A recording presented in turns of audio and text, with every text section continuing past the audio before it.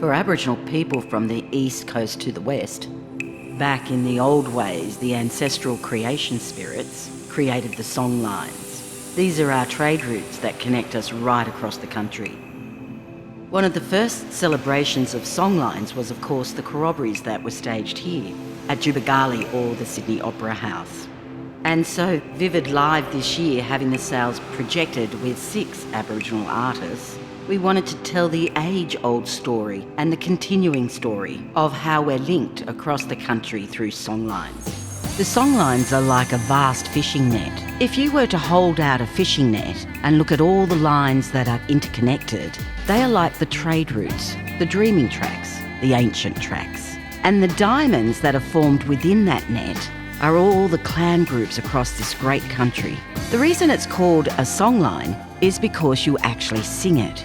When you get to a moment in that song, you know you're at a particular place. They are a reflection of not only the earth, but also the sky and how we navigate the land.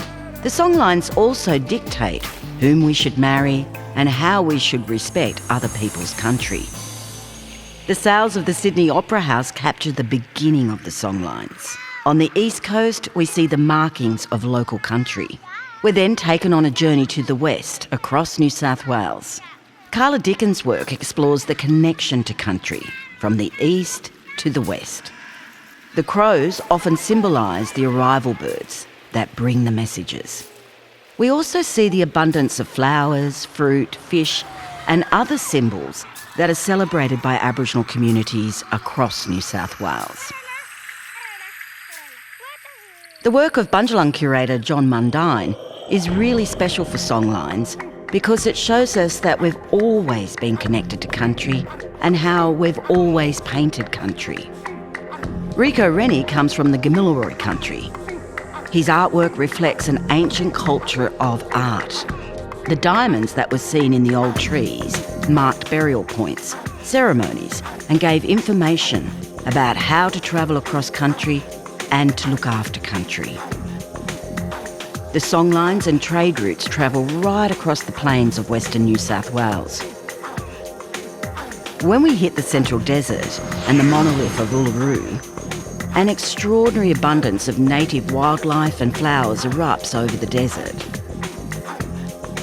The painting of the Central Desert is an aerial view of country. Gabriella Possum's artwork isn't only about the beauty of the Central Desert and the stories of where you can find water and food. It's also about the reflection of the Seven Sisters, the Pleiades constellation.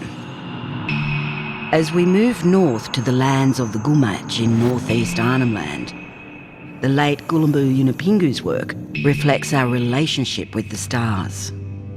As they come alive, they bring us to the Southern Cross.